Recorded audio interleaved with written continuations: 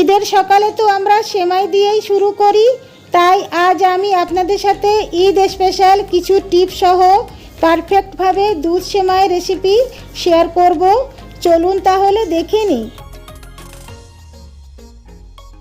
এখানে 1 প্যাকেট সেমাই নিয়েছি, আপনারা যে কোনো ব্র্যান্ডের সেমাই নিতে পারেন। এখন একটা প্লেটে 1 কাপ সেমাই নিয়ে নিলাম, এটাকে হাত দিয়ে ছোট করে ভেঙে নিয়েছি। প্রথমে একটা প্যানে সেমাইগুলো দিয়ে মিডিয়াম টু লোয়ে ভালোভাবে ভেজে নিতে হবে। ভালোভাবে ভেজে নিলে সেমাই থেকে সুন্দর একটা ঘ্রাণও আসে এবং খেতেও অনেক ভালো লাগে। তবে খেয়াল রাখতে হবে সেমাইটা যাতে পুড়ে না যায়। সেমাইটা এখন ভালোভাবে ভেজে নিয়েছি, এখন একটা প্লেটে নিয়ে ঠান্ডা করে নিব। এবার প্যানে হাফ টেবিল চামচ ঘি দিয়ে 2 টেবিল চামচ করে কাজু, পেস্তা ও কাঠবাদাম দিয়ে হালকা ভেজে বের করে নিব।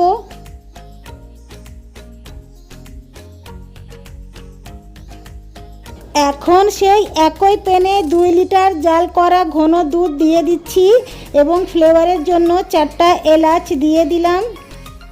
এখানে দুধটাকে ভালোভাবে ফুটিয়ে নিতে হবে।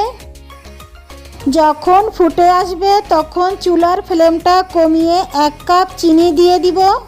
চিনিটা আগে দিয়ে সেমাইটা পরে দিতে হবে, এতে সেমাই একটার সাথে আরেকটা লেগে থাকবে না এবং এর ঘনত্বটাও ঠিক থাকবে। এখন সেমাইটা দিয়ে দিচ্ছি এবং খেয়াল রাখতে হবে সেমাইটা গরম থাকা অবস্থায় দুধে দেয়া যাবে না, এতে দুধটা ফেটে যাবে। তাই অবশ্যই সেমাইটা পুরো ঠান্ডা করে দিতে হবে। এখানে সামান্য একটু লবণ দিয়ে দিচ্ছি, এটা থেকে স্বাদটা বেড়ে যায়, তবে আপনারা চাইলে নাও দিতে পারেন। এটাকে অনবরত নাড়াচাড়া করে ভালোভাবে ফুটিয়ে নিতে হবে।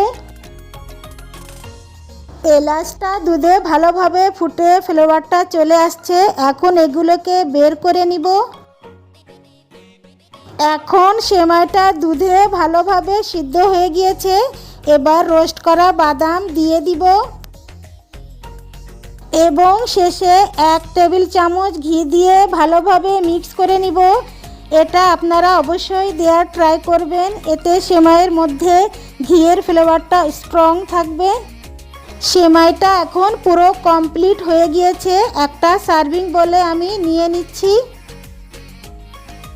এই সেমাইটা আপনারা অবশ্যই ট্রাই করে দেখবেন, এটা খেতে অনেক অসম্ভব মজাদার হয়। এটা আপনারা মেহমান আপ্যায়নেও সার্ভ করতে পারবেন। আমি উপরে কিছুটা বাদাম দিয়ে গার্নিশ করে নিচ্ছি। আশা করি আমার আজকের রেসিপিটা আপনাদের কাছে ভালো লেগেছে। যদি ভালো লেগে থাকে তাহলে অবশ্যই লাইক, শেয়ার এবং সাবস্ক্রাইব করবেন। আল্লাহ হাফেজ।